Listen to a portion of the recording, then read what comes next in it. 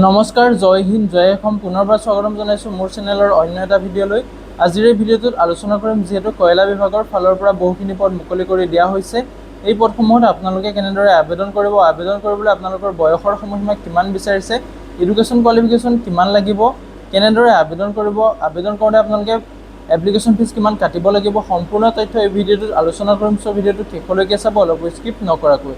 যদিহে ভিডিঅ'টো চাই ভাল পায় এটা লাইক কৰিব আৰু মোৰ চেনেলটোলৈ যদি প্ৰথমবাৰৰ কাৰণে আহিছে তেনেহ'লে চেনেলটো ছাবস্ক্ৰাইব কৰি কাষতে থকা বেল আইকনটো অন কৰিবলৈ নাপাহৰিব, যাতে প্ৰতিদিনে এই ধৰণৰ জবৰ আপডেটসমূহ সকলোতকৈ আগতীয়াকৈ পাই থাকিব পাৰে। লগতে ভিডিঅ' ডেছক্ৰিপশ্যনত মই হোৱাটছআপ চেনেলৰ লিংক দিছোঁ, তাতো গৈ আপোনালোকে হোৱাটছআপ চেনেলটো ফ'ল' কৰি ল'ব, যাতে প্ৰতিদিনে জবৰ আপডেটসমূহ সকলোতকৈ আগতীয়াকৈ আমাৰ এই চেনেলৰ দ্বাৰা পাই থাকিব পাৰে।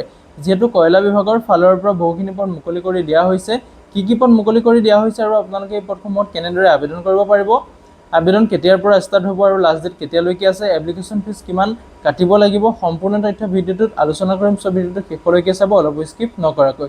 যিহেতু ইয়াতে আপোনালোকে দেখিবলৈ পাইছে কইল ইণ্ডিয়া লিমিটেড MT ৰিক্ৰুটমেণ্ট 2026, যিহেতু কয়লা বিভাগৰ ফালৰ পৰা 2026 বৰ্ষৰ কাৰণে বহুতে এটা ভাল সুবিধা আহিছে, সুযোগ আহিছে। 660টাকৈ পদ মুকলি কৰি দিয়া হৈছে, যিটো আপোনালোকৰ MTৰ কাৰণে পদসমূহ মুকলি কৰি দিয়া হৈছে। মেনেজমেণ্ট ট্ৰেইনিৰ কাৰণে আপোনালোকৰ পদসমূহ মুকলি কৰি দিয়া হৈছে। ইয়াতে আপোনালোকে অভাৰভিউটো দেখিবলৈ পাইছে, যিহেতু অৰ্গেনাইজেশ্যনটোৰ নেম হৈছে কইল ইণ্ডিয়া লিমিটেড। ইয়াতে আপোনালোকৰ লাষ্ট ডেটটো দেখিবলৈ পাব 11/6/2026। যদি আপোনালোকে পদসমূহত আবেদন কৰিব বিচাৰে জুন মাহৰ 11 তাৰিখলৈকে আপোনালোকে আবেদন কৰিব পাৰিব। টোটেল ভেকেঞ্চি ইয়াতে আপোনালোকৰ 660টাকৈ ভেকেঞ্চি মুকলি কৰি দিয়া হৈছে। পদৰ নামটো হৈছে আপোনালোকৰ মেনেজমেণ্ট ট্ৰেইনি, যিটো MT বুলি কোৱা হয়। ইয়াতে আপোনালোকৰ মোড অফ এপ্লিকেশ্যন মোডটো আপোনালোকে অনলাইন মাধ্যমেৰে আবেদন কৰিব পাৰিব। যদিহে আপোনালোকে আবেদন কৰিব বিচাৰে ভিডিঅ' ডেছক্ৰিপশ্যনতে মই আবেদনৰ লিংক দি থৈছোঁ, তাতে গৈ আপোনালোকে আবেদনসমূহ কৰিব পাৰিব। ফুল এডভাৰটাইজমেণ্টৰ লিংক দি থৈছোঁ, তাতে আপোনালোকে নিজে চেক আউট কৰি ল'ব। যিহেতু এই পদসমূহত 12 তাৰিখৰ পৰা আবেদন প্ৰক্ৰিয়াটো ষ্টাৰ্ট হৈ যাব। যদিহে আপোনালোকে আবেদন কৰিব বিচাৰে আবেদনসমূহ কৰি ল'ব পাৰিব। ইয়াতে আপোনালোকৰ অফিচিয়েল ৱেবছাইটত ভিজিট কৰিব পাৰে। ইয়াতে আপোনালোকে দেখিবলৈ পাইছে www.coilindia.in আপোনালোকে ভিজিট কৰি নিজে ডিটেইলছটো চাই আপোনালোকে আবেদনসমূহ কৰিব পাৰিব। ইয়াতে আপোনালোকৰ যিহেতু পোষ্ট নেমটো গম পাইছে, মেনেজমেণ্ট ট্ৰেইনিৰ কাৰণে পদসমূহ মুকলি কৰি দিয়া হৈছে। টোটেল ভেকেঞ্চি 660টাকৈ ভেকেঞ্চি মুকলি কৰি দিয়া হৈছে। ইয়াতে আপোনালোকৰ ডিচিপ্লিন ৱাইজ ভেকেঞ্চিসমূহ দিয়া আছে।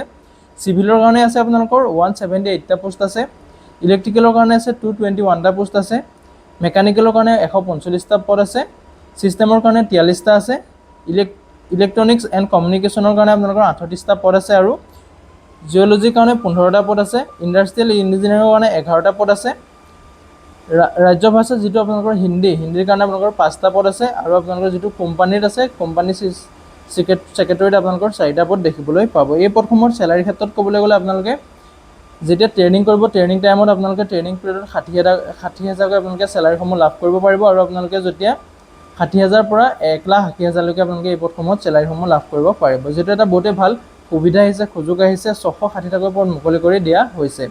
কয়লা বিভাগৰ ফালৰ পৰা যিসমূহ পদ মুকলি কৰি দিয়া হৈছে, এই পদসমূহত আপোনালোকৰ বয়সৰ সময়সীমাটো কিমান বিচাৰিছে।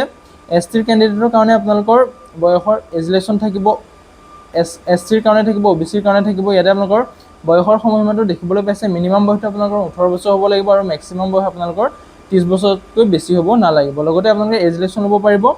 SC বা STৰ কেণ্ডিডেট হ'লে আপোনালোকে 5 বছৰকৈ এজুলেশ্যন ল'ব পাৰিব। OBCৰ কেণ্ডিডেট হ'লে আপোনালোকে 3 বছৰকৈ এজুলেশ্যন ল'ব পাৰিব। ইয়াতে আপোনালোকৰ এডুকেশ্যন কোৱালিফিকেশ্যনো দিয়া আছে, যিটো আপোনালোকৰ চিভিল, ইলেক্ট্ৰিকেল আৰু মেকানিকেল আছে। তাতে আপোনালোকৰ ডিগ্ৰীটো থাকিব লাগিব, তেতিয়াহে আপোনালোকে প্ৰথমত আবেদন কৰিব পাৰিব।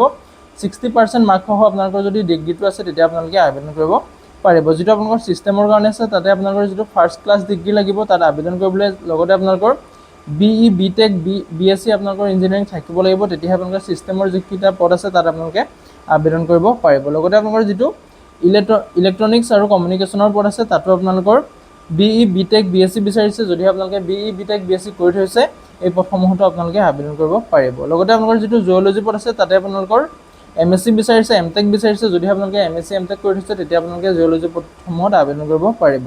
ইণ্ডাষ্ট্ৰিয়েল ইঞ্জিনিয়াৰিঙত আপোনালোকৰ মিনিমাম ডিগ্ৰীটো থাকিলে হ'ব। যদিহে আপোনালোকে BA, BSc, BCom কমপ্লিট কৰি থৈছে, তেতিয়াহ'লে আপোনালোকে এই পদটোত আবেদন কৰিব পাৰিব।